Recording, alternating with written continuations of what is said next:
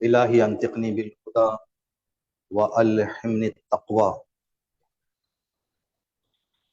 اس بزم تفسیر اور کلاس تفسیر کی قبولیت کے لیے اور انشاءاللہ خدا ہمارے دلوں کو نور قرآن سے منور فرمائے اور ہماری زندگیوں میں قرآن پر عمل کرنے اور قرآن کی تلاوت کرنے کی توفیق ہمارے شامل حال رہے۔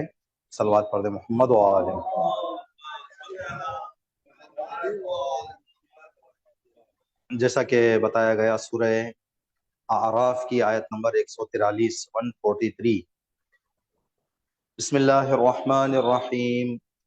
وَلَمَّا جَاءَ مُوسَى لِمِيقَاتِنَا وَكَلَّمَهُ رَبُّهُ قَالَ رَبِّ أَرِنِي أَنظُرْ إِلَيْكَ قَالَ لَن تَرَانِي وَلَكِنْ انظُرْ إِلَى الْجَبَلِ فَاسْتَقَرَّ مَكَانَهُ فَسَوْفَ تَرَانِي فَلَمَّا تَجَلَّى رَبُّهُ لِلْجَبَلِ جَعَلَهُ دَكًّا وَخَرَّ مُوسَى صَعِقًا فَلَمَّا أَفَاقَ قَالَ سُبْحَانَكَ تُبْتُ إِلَيْكَ وَأَنَا أَوَّلُ الْمُؤْمِنِينَ۔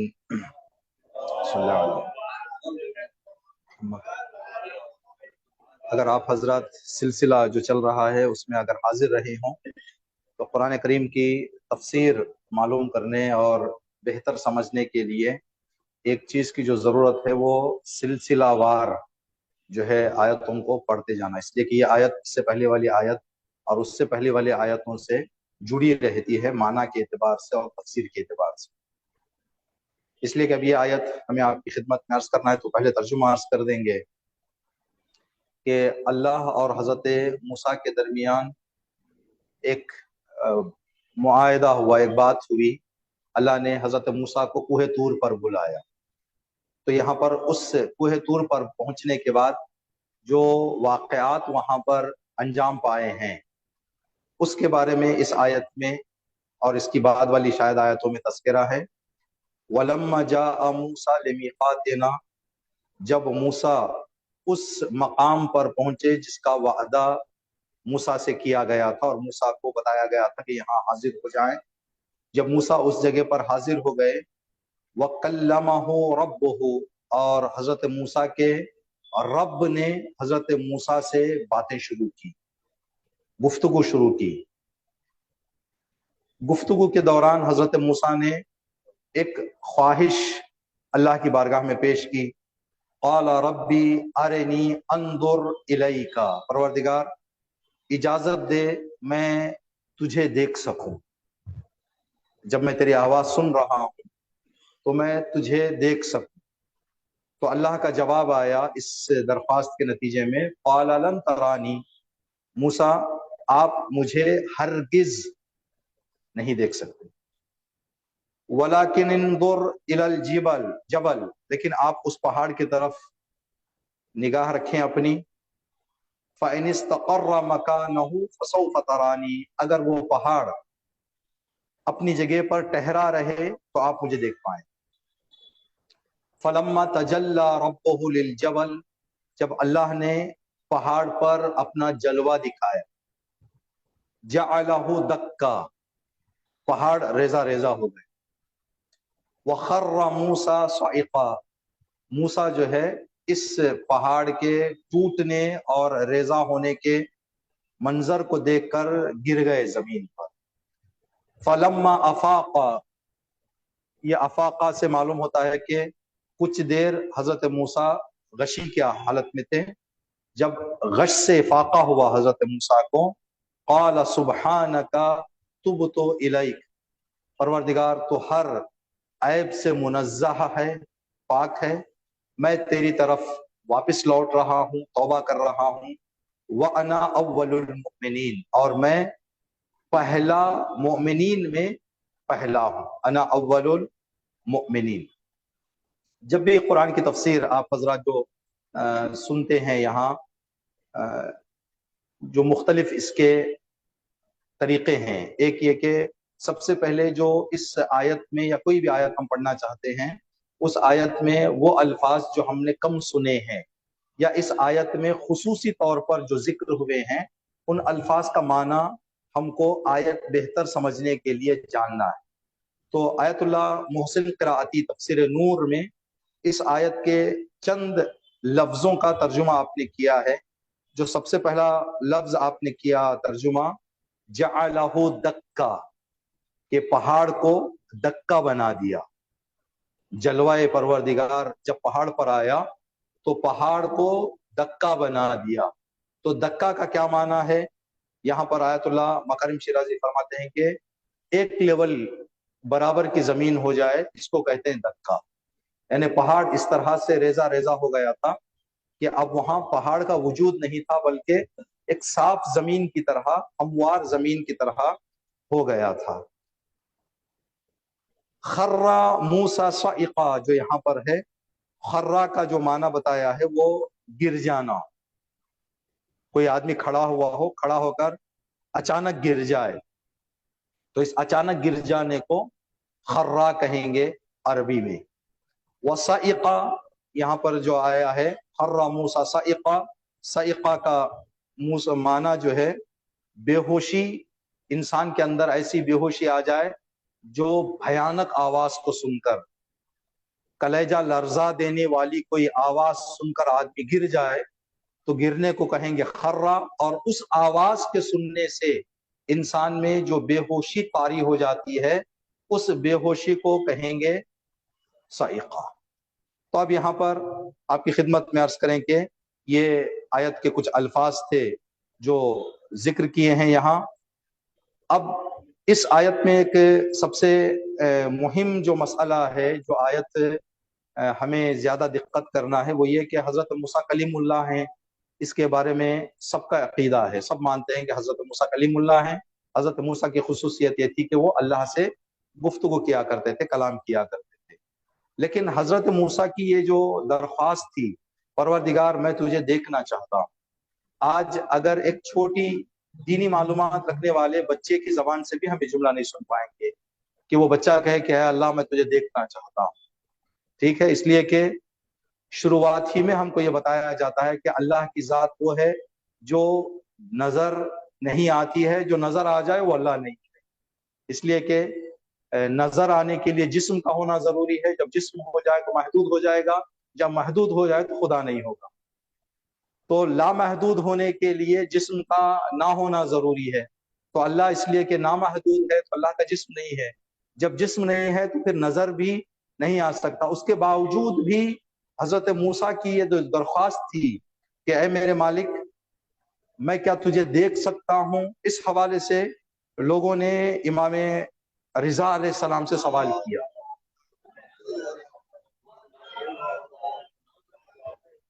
کہ اللہ کے رسول کلیم اللہ نے جو سوال کیا تھا کہ میں کیا تجھے دیکھ سکتا ہوں اے میرے پروردگار، اس کے پیچھے وجہ کیا ہے؟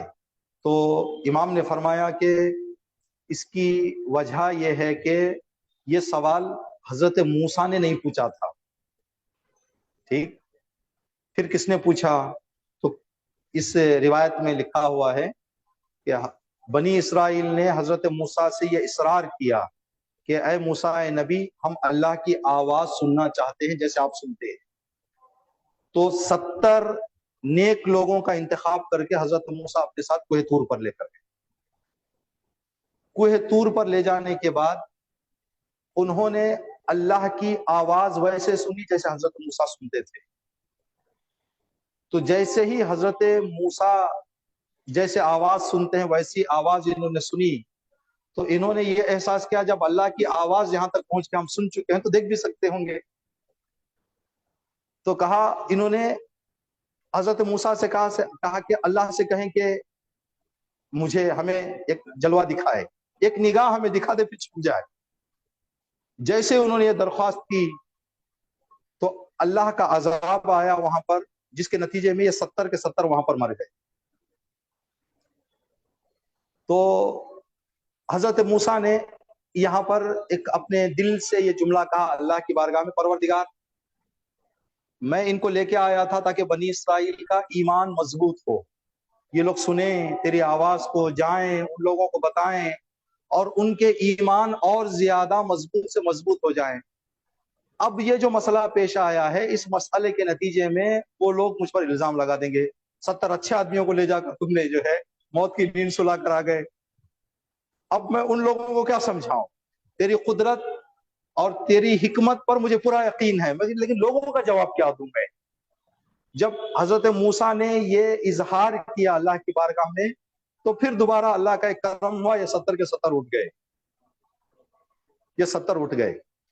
دیکھیں اس واقعے کو اگر ہم مباہلہ سے جوڑیں،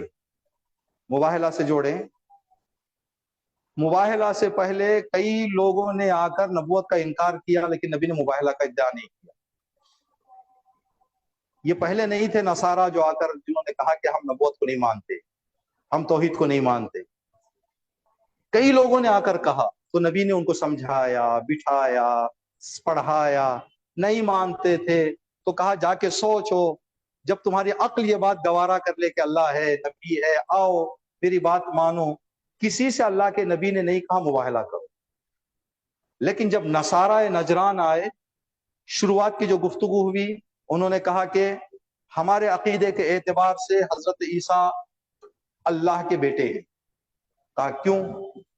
کہا کہ ماں ہے، باپ نہیں، اور دنیا کا یہ دستور ہے کہ ہر بچہ ماں باپ سے پیدا ہوتا ہے۔ جب دنیا کا کوئی انسان مریم کا باپ نہیں ہے تو ضرور خدا مریم کا باپ شوہر ہے، یعنی حضرت عیسیٰ کے باپ ہے۔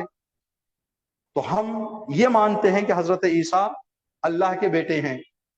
جیسے انہوں نے یہ دلیل پیش کی تو جبرائیل آیت لے کر آئے، آ کر کہا کہ اگر ان کے دلیل کے حساب سے باپ کا نہ ہونا اللہ کا بیٹا ہونے کی دلیل ہے تو آدم کے بارے میں کیا کہو گے؟ آدم کی تو نہ ماں ہے نہ باپ ہے۔ اگر اللہ کا بیٹا تم عیسیٰ کو مان رہے ہو تو اللہ کا بیٹا ہونے کا حق آدم کو عیسیٰ سے زیادہ ہے۔ جب انہوں نے یہ جملہ، یہ جواب سنا، مانا نہیں۔ جب نہیں مانا تو نبی نے فوراً کہہ دیا چلو مباہلہ کرو۔ قل تعالوا ابناءنا وابناءکم، وہ آیت جو نازل ہوئی۔ تو سوال یہاں پر یہ ہے کہ اللہ کے نبی سے اس سے پہلے بھی بہت سارے لوگوں نے انکار کیا، لیکن اللہ کے نبی نے مباہلہ کا ان کے سامنے مسئلہ نہیں رکھا۔ نجران کے نصارہ آئے، مباہلے کے لیے کہہ دیا۔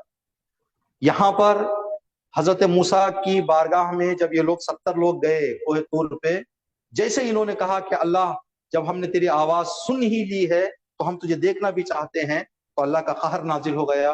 یہ لوگ سارے کے سارے انتقال کر گئے، مر گئے۔ وجہ کیا؟ وجہ یہ کہ نصارہ نجران عالم تھے۔ اس سے پہلے جتنے لوگ آتے تھے نبی کی خدمت میں بات کرنے کے لیے، یا تو علم کم تھا یا تو جاہل تھے۔ جاہلوں کو سمجھایا جاتا ہے، پڑھے لکھے اگر کسی بات کے مخالف ہو جائیں تو یہاں پر ان کو پھر دلیل وغیرہ چلتی نہیں ہے۔ یہاں پر مسئلہ سیدھا سیدھا جو ہے، جو آخری حملہ ہے وہ آخری حملہ وہاں پر۔ یہ جو لوگ تھے بنی اسرائیل کے جم غفیر میں سے 70 نیک لوگوں کو انتخاب کر کے گئے تھے حضرت موسیٰ۔ جب عقیدہ نیک لوگ اور مضبوط عقیدہ رکھنے والوں کی زبان سے خطائیں، مولانا بیٹھے ہوئے ہیں، عربی میں ایک جملہ کہا جاتا ہے حسنات الابرار سیئات المقربین۔ ایک جملہ کہا جاتا ہے ایک مسجد اور عزا خانے کو نہ آنے والے کی چھوٹی چھوٹی غلطیاں شاید معاف ہو جائیں، مسجد اور امام بارگاہوں سے جڑے ہونے والے لوگوں کی معافی نہیں ہوں گی۔ ٹھیک، اس لیے کہ ان سے اللہ اور دین کو امیدیں زیادہ ہیں۔ یہ وہ کام نہیں کرنا چاہتا، دین ان کو ان جگہوں پر دیکھنا نہیں چاہتا وہاں پر جہاں پر وہ ہے۔ اگر عزا خانے اور مسجد میں نہ آ کر جو لوگ وہ کام کر رہے ہیں ہم بھی وہ کریں تو پھر ہمارا آنے کا کیا فائدہ ہوا؟ تو ہمارے آنے اور ان کے نہ آنے میں کچھ فرق ہونا ہے نا۔ مولانا امیر المومنین کے بارے میں ملتا ہے کہ اللہم صلی علیہ کہ امام کو کسی نے کہا کہ یا علی، میں نے اپنے کانوں سے سنا کہ کوفے کی گلیوں میں کوئی آپ کو برا کہہ رہا تھا۔ امام نے فرمایا کہ جو اس نے کہا اگر وہ میرے اندر ہے تو اللہ مجھے معاف کرے، اگر میرے اندر نہیں ہے تو خدا اس کو معاف کرے۔ ہو گیا جواب۔ اگر وہ مجھے جھوٹا کہہ رہا ہے، اللہ اعوذ باللہ نستجر باللہ، اگر وہ صفت میرے اندر ہے اللہ مجھے معاف کرے، اگر میرے اندر نہیں وہ تہمت لگا رہا ہے تو خدا اس کو معاف کرے۔ جو بندہ آیا تھا اس نے دوبارہ تیبارہ امام کی خدمت میں کہا، مولا آپ کو کہا ہے اس نے، کوفے میں کہا ہے۔ امام نے کہا تیرا ارادہ کیا ہے، تو کیا چاہ رہا ہے؟ کہا مولا آپ بھی پلٹوار کر دیں، آپ بھی کاؤنٹر اٹیک کریں، کچھ کہیں اس کو آپ۔ تو امام نے فرمایا کہ اس نے وہ جملہ کہہ کر اپنا برا ہونے کا ثبوت دیا ہے، میں خاموش رہ کر اپنے اچھے ہونے کا ثبوت دوں گا۔ اگر میں بھی کہہ دوں تو میرے اور اس میں کیا فرق رہ جائے؟ وہ بھی کہہ رہا ہے میں بھی کہہ رہا ہوں، تو اس میں اور میرے میں کیا فرق ہو جائے گا؟ تو ہم میں اور ان میں کچھ فرق ہونا چاہیے۔ تو یہاں پر جو اللہ کا عذاب ان پر آیا اور 70 لوگ وہاں پر انتقال کر گئے، یہاں اس لیے کہ نیک لوگوں سے دین اور خدا الگ امید رکھا ہوتا ہے۔ یہ لوگ وہ جملے نہیں کہہ سکتے جو جملے کہتے ہیں، جو ہم نے جو عربی کا جو جملہ کہا، حسنات الابرار سیئات المقربین، ایک عام آدمی کے مکروہ، شاید مجتہدین کے لیے حرام، دین کا خان۔ جیسے ابھی آپ کی خدمت میں ہم جب میں ٹریول کرتا ہوں، یہ عادت ہے، عادت کے حساب سے پینٹ شرٹ میں اور ان کپڑوں میں جاتا ہوں تاکہ سفر وغیرہ میں دشواری نہ ہو۔ اب پینٹ شرٹ ہم پہنے ہوں، ٹرین میں جا رہے ہوں، ہمیں کوئی چیز پسند ہے، اسٹیشن میں کھڑے ہو کے آئس کریم بھی کھا جائیں کوئی مسئلہ نہیں، کوئی میوہ کھا جائیں مسئلہ نہیں، لیکن اس ڈریس میں میں پہن کر راستے میں چلتے چلتے آئس کھاتے ہوئے جاؤں اور آپ لوگ مجھے دیکھیں تو کیا کہیں گے کہ مولانا کا ہل گیا شاید ہے کہ بھائی امامہ پہن کے اس ڈریس میں ہی آئس کریم کھاتے ہوئے راستے میں جا رہے ہیں۔ تو امامہ جب آ جاتا ہے تو لوگوں کی امیدیں بدل جاتی، لیکن یہی بندہ مولوی، آپ پورے گاؤں والے پہچانتے ہوں گے مولوی ہے، پینٹ شرٹ میں ہو، کھڑے ہو کر آئس بھی کھائیں کسی کے ساتھ چل کے، آدمی کو برا نہیں مانتا، لیکن امامے اور اس ڈریس کے ساتھ وہ کام جو ہے لوگ الگ امید رکھتے ہیں۔ تو دنیا کا دستور ہے۔ تو اللہ کے نبی نے، امام نے فرمایا کہ اس لیے کہ یہ لوگ مقرب تھے، نیک بندے تھے اور نیک لوگوں کو لے کر گئے تھے حضرت موسیٰ۔ تو وہاں پھر جب یہ لوگ اٹھنے کے بعد قرآن کریم میں اگر ہم قرآن کی آیتوں کو پڑھیں، جتنی آیتیں بنی اسرائیل کے بارے میں آئی ہیں کسی قوم کے بارے میں نہیں، اور جتنا بنی اسرائیل کو ہدایت کے راستے پر لانے کے لیے نبیوں نے کوشش کی ہے، کسی قوم کے لیے اتنی کوشش نہیں کی گئی۔ تعجب کریں گے آپ حضرات، ہم معجزات سنتے ہیں، کرامتیں سنتے ہیں، پڑھتے ہیں۔ حضرت موسیٰ کی قوم جو بنی اسرائیل تھی، انہوں نے معجزات سنے نہیں تھے، معجزات اپنی آنکھوں سے دیکھے تھے اور ان پر معجزات ہوئے تھے۔ دریا کا راستہ بننا ان کے لیے تھا، یہ لوگ دریا پار کر کے گئے، انہوں نے اپنے آنکھوں سے دنیا کی سب سے بڑی ظالم طاقت فرعون کو غرق ہوتے ہوئے اپنی آنکھوں سے دیکھا تھا۔ اس کے باوجود جب دریا پار کر کے خشکی پر پہنچ گئے، اللہ نے کہا کہ اتنا بڑا معجزہ سامنے لا کر ان لوگوں کو جو یہاں تک میں لایا ہوں، اب یہ ایمان کے کس درجے پہ ہیں ان کا ایک امتحان لینا چاہتا ہوں۔ اے اللہ کیسے؟ کہا کہ 40 دن آپ ان سے غائب ہو جائیں۔ حضرت موسیٰ 40 دن کے لیے پردے میں چلے گئے، جب پردے میں چلے گئے واپس آئے تو قرآن کی آیت ہے کہ ساری قوم بنی اسرائیل 70,000 لوگ توحید سے بت پرستی کی طرف چلے گئے۔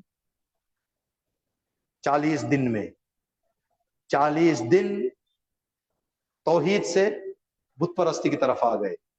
تو یہ لوگ معجزات کو اپنے آنکھوں سے دیکھا تھا قوم بنی اسرائیل نے۔ تو حضرت موسیٰ کے پاس سے جب یہ لوگ اٹھے، بڑے ضدی بھی تھے یہ لوگ۔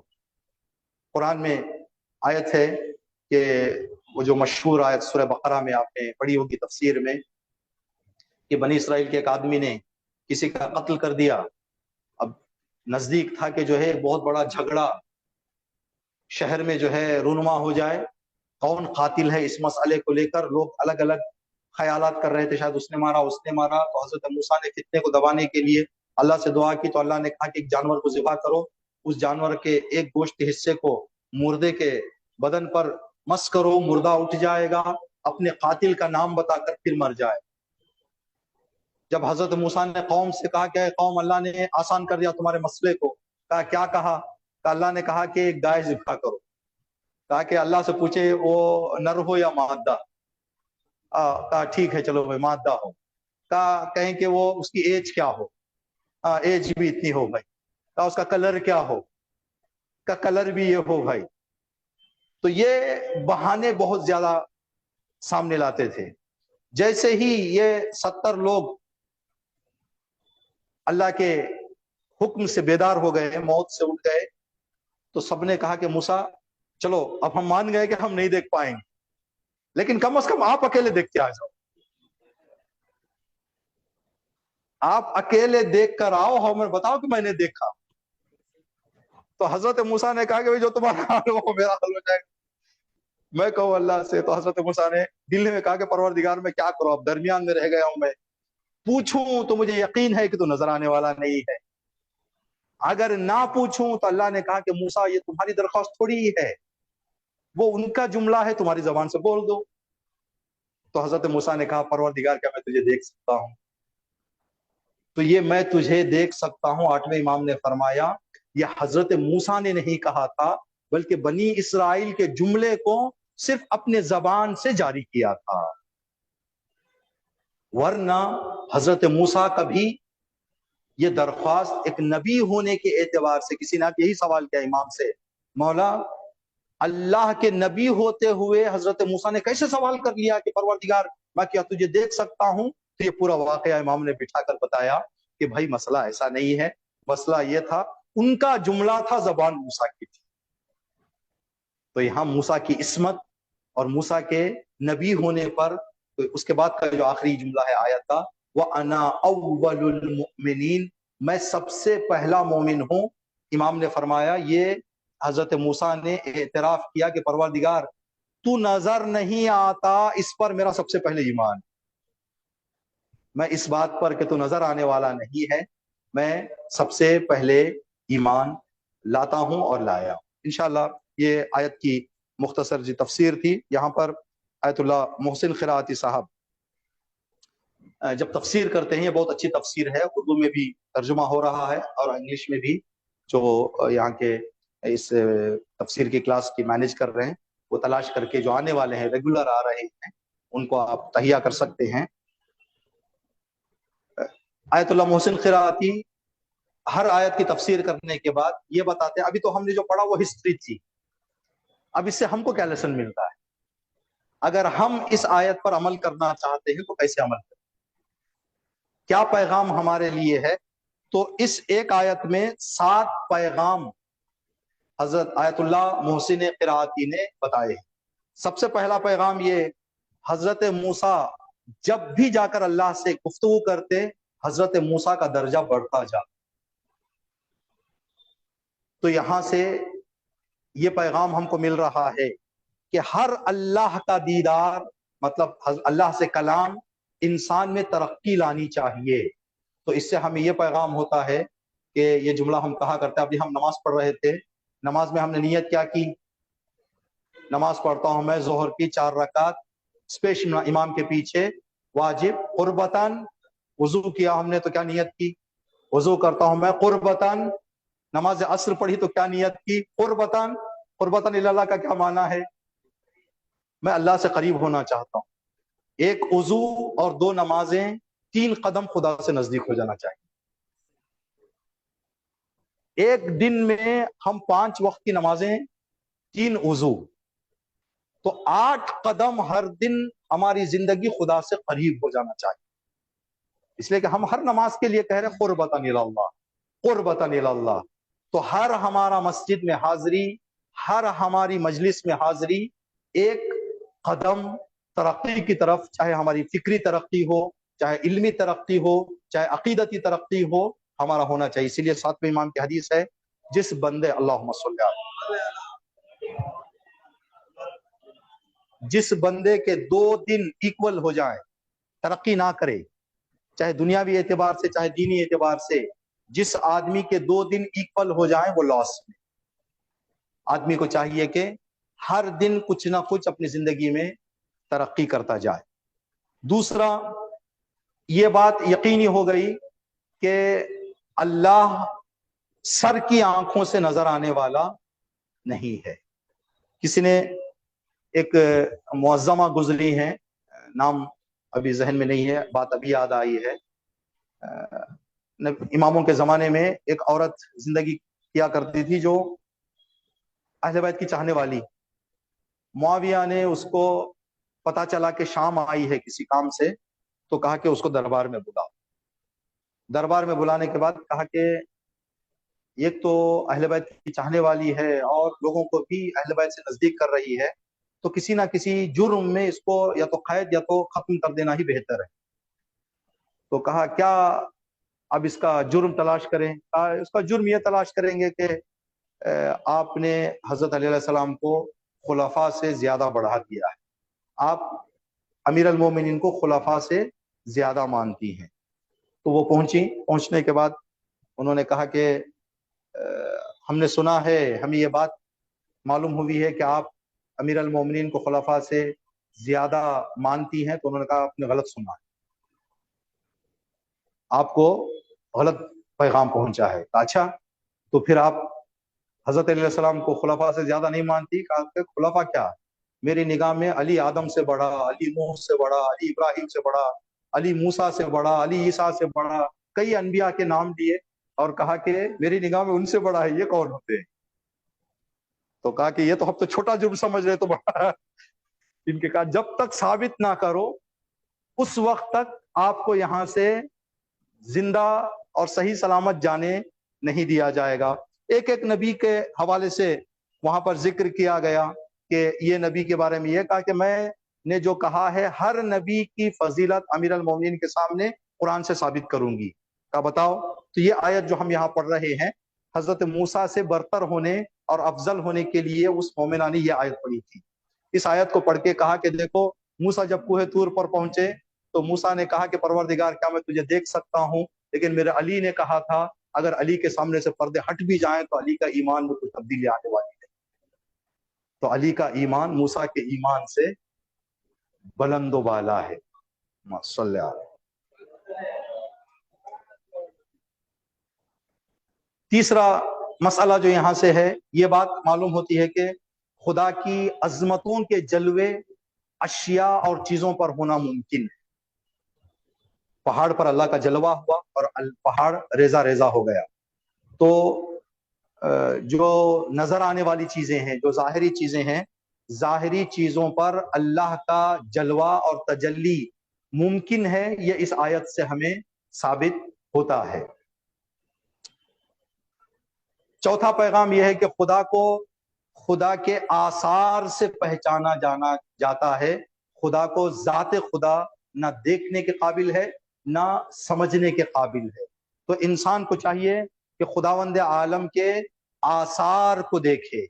خداوند عالم کے آثار جو دنیا میں ہیں، یہی بارش، یہی دنیا، یہ بہت ساری چیزیں، جیسے آپ کی خدمت چھٹے امام کا مشہور واقعہ ہے.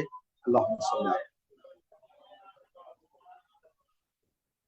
آپ کی خدمت میں عرض کریں کہ ایک منکر خدا دحیہ کلبی شاید امام کی خدمت میں آیا، آ کے کہنے لگا کہ اللہ ہے، اس بات کی آپ کے پاس کیا دلیل ہے؟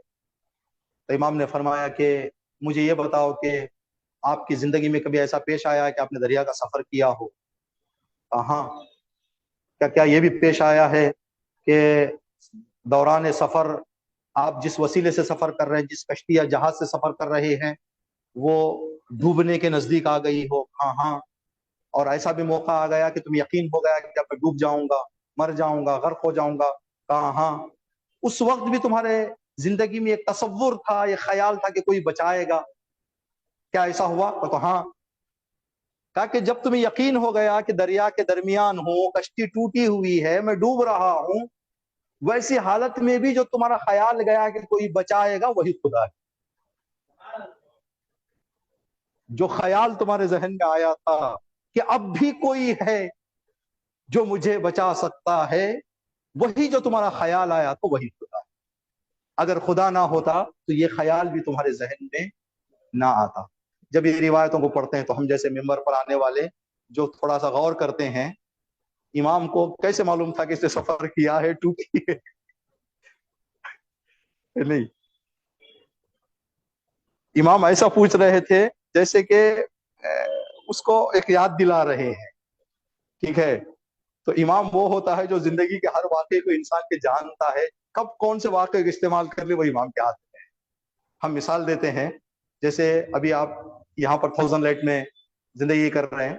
اگر آپ سے کوئی پوچھے، حقیر سے ابھی کوئی پوچھے کہ مولانا میں اس بڑے نقشے سے چھوٹے نقشے کو جانا چاہتا ہوں تو راستہ کیا ہے، میں کہوں گا مجھے نہیں معلوم. اس لیے کوئی بندہ لے کر آیا مجھے، کوئی بندہ لے کر گیا، یہاں کے راستوں سے مجھے واقفیت نہیں ہے. لیکن آپ حضرات سے کوئی پوچھے تو آپ پورا پکا ایڈریس بتائیں گے. سیدھے جائیں، مڑ جائیں، فلاں راستہ آئے گا، ایسے جائیں ویسے جائیں، وہ علامت نظر آئے گی، وہ چھوٹا نقشہ ہے. تو آپ بتا چکے، آپ بتا سکے، میں نہیں بتا سکا. کیوں؟ اس لیے کہ ان راستوں سے میں ناواقف ہوں، میں نہیں بتا سکا. آپ واقف ہیں، آپ بتا سکے. تو امیر المومنین جو کہا کہ وہاں کے راستے میں یہاں سے زیادہ جانتا ہوں. عرض کے واقعات جو انبیاء اور امام بتاتے تھے اس لیے کہ وہاں ان کا آنا جانا تھا، وہاں کے راستے سارے معلوم ہیں، اور لوگوں کے زندگیوں کی ساری حقیقت اماموں کے سامنے تھی. امام اگر اس کے سامنے کوئی ایسا مسئلہ بولتے جو اس کی زندگی میں پیش نہ آیا ہوتا تو شاید اس کے لیے مشکل ہو جاتا. تو امام نے فرمایا سفر کیے ہو کہاں، کشتی ٹوٹی ہے کہاں، ڈوبنے کے نزدیک ہو کہاں، خیال آیا تھا کہاں، وہی خیال تو اللہ ہے. چھٹا پیغام جو یہاں آیت اللہ محسن قرآتی بتا رہے ہیں وہ یہ کہ اگر خدا دیکھنے کے قابل ہوتا تو خدا حضرت موسیٰ کو نظر آتا. حضرت موسیٰ کے لیے دیکھیں مولانا بیٹھے ہوئے ہیں، عربی میں کسی بھی جواب کو ہم نیگیٹو دینا چاہتے ہیں. جیسے آپ مجھ سے کہیں مولانا آپ ہمارے گھر تشریف لائیں، ہم کہیں گے ماں. ماں اگر ہم کہیں یعنی نہیں، نو کا معنی دے گا، نہیں آؤں گا میں، ابھی فی الحال نہیں آنا ہے. اگر ہم ماں کہیں تو مطلب یہ کہ آج نہیں آئیں گے، انشاءاللہ آئندہ کبھی موقع مل جائے تو آ جائیں گے. نیگیٹو معنی دے گا لیکن ٹیمپرری. جب لن کہا جاتا ہے تو پرماننٹ کے لیے آتا ہے، لن پرماننٹ کے لیے. اگر آپ مجھ سے کہیں یا ہم آپ سے کہیں کہ مولانا فلان جگہ چلیں گے آپ، اگر ہم عربی میں کہیں لن، مطلب نہ آج نہ زندہ رہنے تک، کبھی ہم وہاں پر آنے والے. حضرت موسیٰ سے جب کہا اللہ نے، حضرت موسیٰ نے کہا پروردگار کیا دیکھ سکتا ہوں، تو اللہ نے کہا لن ترانی یا موسیٰ، موسیٰ نہ یہاں نہ وہاں کہیں پر تم دیکھ نہیں سکتے. لیکن اسی آیت کے معنی اور مفہوم میں ہمارے اہل سنت برادران کہتے ہیں کہ خدا یہاں پر تو نظر نہیں آئے گا، وہاں پر نظر آتا ہے. تو ہم کہیں گے جب وہ خدا وہاں پر نظر آتا ہے تو یہاں ہدایت اور زیادہ آسان ہو جاتی ہے، نظر آ جاتا. پوری دنیا ختم ہو کر جنت اور جہنم کے وقت نظر آ کے کیا فائدہ؟ اگر نظر آنا ہے تو یہاں نظر آئے تاکہ لوگ ہدایت آسانی سے حاصل کر سکیں. ایک اور پیغام جو اس آیت میں دیا گیا ہے وہ یہ کہ خدا کا آنکھوں سے دیکھنا مشکل، خدا جسم نہیں رکھتا، اسی لیے حضرت موسیٰ نے کہا سبحانک، یعنی خداوند عالم کی ذات سے نظر آنے کی صفت دور ہے، تو نظر آنے کی صفت سے پاک ہے، منزہ ہے، تو نظر آنے والا نہیں ہے. آخر میں یہاں پر ایک بات کہہ رہے ہیں کہ حضرت موسیٰ نے کہا کہ وہ تُبْتُ الیک، پروردگار میں تیری طرف واپس لوٹ رہا ہوں. یہ آخری پیغام ہے اس آیت کا کہ تُبْتُ الیک، پروردگار میں تیری طرف واپس لوٹ رہا ہوں. تو یہاں پر بتاتے ہیں کہ کبھی انسان نادانی میں غلط تقاضا کر دے، یہ انسان سے ممکن ہے، لیکن غلط تقاضے کو انسان توبے کے ذریعے سے پاک کر سکتا ہے. اگر کوئی ہماری زندگی میں کبھی بھی کوئی غلط بات ذہن میں آ جائے تو اس کا علاج یہ ہے کہ غلط فکر، غلط ارادہ، غلط نیت کو توبے کے ذریعے سے ہم کیا کریں، معاف کر دیں. اسی لیے کہا جاتا ہے کہ اگر انسان کوئی غلط فکر ذہن میں آ جائے تو غلط فکر کو یہ سوچ کر کے میں نے تو عمل میں نہیں کیا، میں نے سوچا تھا کہ کسی آدمی کو تکلیف دوں، میں نے تو تکلیف نہیں دی، جب میں نے تکلیف نہیں دی تو گناہ نہیں ہوا، جب گناہ نہیں ہوا تو معافی نہیں چاہیے. نہیں، جو فکر آئی تھی اس فکر کا بھی توبہ کرو. اس لیے کہ اگر اس فکر کا توبہ نہیں کریں گے تو آئندہ فکر کرنے کا انسان کے لیے کیا ہو جائے گا، آپ کی خدمت میں عرض کریں گے ایک عادت بن جائے گی کہ فکر کریں وہیں پر ختم کر دیں، فکر کریں وہیں پر ختم کر دیں۔ یہ جو تب تو ہے، اس کے حوالے سے ایک نقطہ آپ کی خدمت میں عرض کریں گے انشاءاللہ۔ اس قرآن کی تفسیر کی کلاسوں کی برکت سے ہمیں اس پر عمل کرنے کے اللہ توفیق دے۔ ہم جو استغفار کرتے ہیں، استغفار کے دو معنی ہیں، اور توبہ کا جو معنی ہے، ہم لوگ جب توبہ کا معنی سنتے ہیں تو توبہ کے معنی میں غلطی اور غلطی کی معافی آتی ہے نہیں کہ آدمی نے غلطی کی، کوئی آدمی نے غلطی نہیں کی ہے تو کیا وہ توبہ کرے گا، معافی مانگے گا؟ معافی وہی مانگے گا جس نے غلطی کی۔ تو قرآن کریم میں کئی جگہوں پر اللہ کے لیے استعمال ہوا کہ اللہ بہت زیادہ توبہ کرنے والا، انا التواب الرحیم، میں بہت زیادہ توبہ کرنے والا۔ ہمارے لیے توبہ کرنے والا صحیح ہے کہ ہم غلطی ہو جاتی ہے ہمارے سے، ہم اللہ سے معافی مانگ لیتے ہیں، تو اللہ کہہ رہا ہے کہ میں بھی توبہ کرتا ہوں۔ تو اے اللہ تو کس کام سے توبہ کرتا ہے، تیرا توبہ کیا ہے؟ تو امام نے فرمایا کہ توبہ کا معنی اللہ کے لیے الگ ہے، بندے کے لیے الگ۔ اس کے لیے کیا ہے، ایک مثال دے کر آپ کی خدمت میں عرض کریں۔ ماں بچے سے ناراض ہو گئی، ماں نے بچے سے کہا کہ بیٹا گھر سے چلا جا باہر، بچہ باہر نکل گیا، 1 گھنٹہ آدھا گھنٹہ گھوما باہر، دیکھا کہ نہیں، گھر کے علاوہ کہیں سکون ملنے والا نہیں ہے۔ دروازے کے سامنے آ کے بیٹھ کے کہتا اماں میں معافی چاہتا ہوں، غلطی ہو گئی میرے سے۔ تو اماں نے کہا آ جاؤ بیٹا اندر۔ بیٹے کا توبہ کرنا یہ ہے کہ واپس آ کر ماں سے معافی مانگے۔ ماں نے جو کہا بیٹا اندر آ جا، یہ ماں کا توبہ ہے۔ ماں کا توبہ یہ ہے کہ بچے کی معافی قبول کر لے، بچے کا توبہ یہ ہے کہ ماں سے معافی طلب کرے۔ ہمارا توبہ یہ ہے کہ ہم اللہ سے معافی مانگیں، اللہ کا توبہ یہ ہے کہ ہمیں معاف کر دے، ہمیں معاف کر دے۔ اور خداوند عالم نے جہاں پر توبہ کا لفظ استعمال کیا، تواب کے فوراً بعد کا تواب الرحیم، اکثر جگہوں پر کہا تواب الرحیم۔ اب اسی مثال میں ایک مرتبہ ماں کہتی ہے بیٹے سے ٹھیک ہے میں نے معاف کر دیا، جا صوفے پہ بیٹھ جا۔ یا ماں نے توبہ کر لی، یعنی بچے کو معاف کر دیا لیکن رحم نہیں کیا۔ تواب الرحیم ہونے کے لیے کیا ہے؟ بچے نے کہا اماں معاف کر دو، اماں نے کہا بیٹا معاف کر دیا، سینے سے لگ جا۔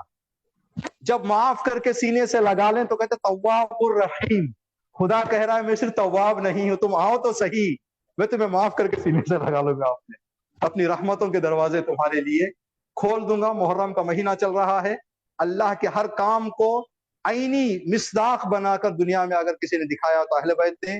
حر نے ایک سوال کیا مولا سے، مولا کیا میں معافی کے قابل ہوں؟ حسین نے کہا حر سینے سے لگ جا، میں تواب الرحیم ہوں۔ خدا کی تواب الرحیم ہونے کا ایک نمونہ پیش کرنا چاہتا ہوں۔ حر جیسے عظیم شخصیت جس نے وہ بڑی تقصیر کی تھی، اس کو امام نے ایک لمحے میں معاف کر کے نہ صرف معاف کیا، سینے سے لگایا، زانوں پہ سر رکھ دیا، رومال باندھ دیا۔ میرا حسین کہہ رہا ہے تم حر کی طرح آ جاؤ، آگے کا کام میں کروں، تمہیں عزتیں، شرف، سارا مقام عنایت کروں گا۔ اللہم صلی علی محمد وآل محمد وعجل فرجہم۔ اللہم زین اخلاقنا بزینت القرآن، اللہم زین اخلاقنا بزینت القرآن، اللہم زین اخلاقنا بزینت القرآن وبرحمتک یا ارحم الراحمین۔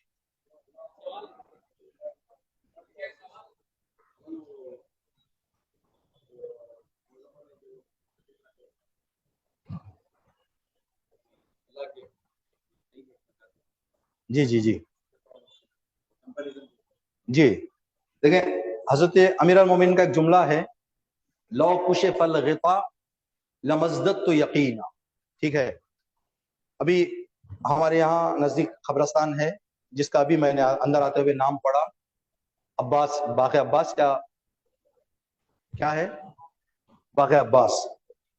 تو آج صبح ہم نے وہ پیرمپور میں ایک مجلس پڑھی، وہاں کے قبرستان کا نام جو ہے وہ علی باغ، علی پور کے قبرستان کا نام ہے بہشت علی، ٹھیک؟ مشہد کے قبرستان کا نام ہے بہشت رضا، تہران کے قبرستان کا نام ہے بہشت زہرا۔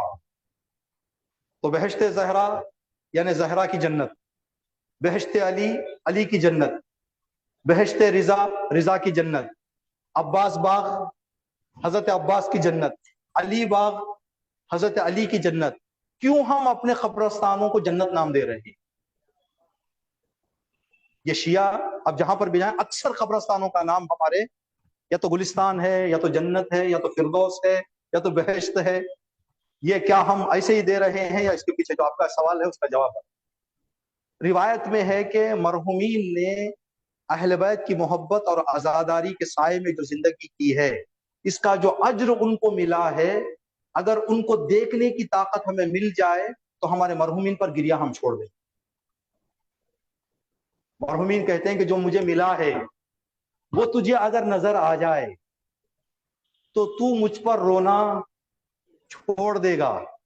ٹھیک، تو آپ کی خدمت میں عرض کریں، ابھی ہمارا اور آپ کا یہ عقیدہ ہے کہ موت آنے والی ہے، قبر میں سوال و جواب ہونے والا ہے. اس کے باوجود بھی کبھی کچھ ہمارے سے غلطیاں ہو جاتی ہیں یا نہیں ہو جاتی؟ ہو جاتی. اگر قبر میں نکیر و منکر کے سوال و جواب کا عقیدہ ہمارا مضبوط ہوتا تو گناہ ہم سے سرزد نہ ہو. اتفاق سے سمجھیں کہ کسی بندے کو اللہ یہ عنایت کر دے وہ سوال و جواب کے منظر کو اپنے آنکھوں سے دیکھ، کیا اس کے بعد گناہ کرے گا؟ وہ پہلے معلوم کر کے گناہ کر رہا تھا، جانتا تھا کہ قبر میں سوال جواب ہونے والا ہے، لیکن اس کی کیفیت کیا ہے پردے میں تھا، نہیں معلوم تھا. لیکن جب دیکھ لیا تو زندگی بدل گئی، اس کی طریقہ بدل گیا. امیر المومنین فرماتے ہیں میرا ایمان اتنا بلند ہو گیا ہے اگر سارے پردے پہ اٹھ جائیں تو کچھ فرق آنے والا. پردے میں رہ کر میں سارے چیزوں کو ویسے مان رہا ہوں، اگر میرے سامنے سے پردے ہٹ بھی جائیں تو میرے ایمان میں کچھ تبدیلی آنے والی. ہمارے پردے ہٹ جائیں تو ایمان میں تبدیلی آئے، لیکن مولا نے فرمایا اگر میرے سامنے سے پردے ہٹ بھی جائیں تو کچھ تبدیلی آنے والی نہیں. یعنی ایمان کے جس معراج کو پہنچنا تھا میں نے پردے میں رہ کر بھی وہاں تک اپنے ایمان کو پہنچا دیا ہے. یہ امیر المومن کا جو کمپیئر کیا وہاں پر اس مومنہ نے. البتہ یہاں پر جو سوال تھا وہ لوگوں کا سوال تھا، لیکن زبان حضرت موسیٰ کی تھی. وہاں پر یہ آیت میں آیا ہے تو آیت کے اعتبار سے انہوں نے نہیں حضرت موسیٰ اگر پوچھا تو پھر بھی نہیں کہے، پھر وہ نبوت سے باہر ہو جائیں. جی اور جی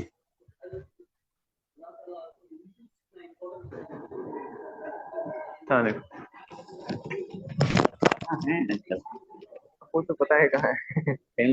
جی اس کے اندر اس کی جو وجہ علماء بتاتے ہیں، قرآن کریم میں 1,24,000 انبیاء گزرے ہیں لیکن 40-38 نبیوں سے زیادہ کے نام نہیں آتے. اور حضرت آدم سے لے کے نبی کریم کی ذات تک لاکھوں کے واقعات ہوئے، اس میں سے چنندہ واقعہ آئے ہیں قرآن میں. تو کہتے ہیں قرآن میں ان واقعات اور ان انبیاء کی زندگیوں کو ذکر کیا گیا ہے جن کی زندگیوں میں قیامت تک کے لوگوں کے لیے ہدایت کی گنجائش ہو.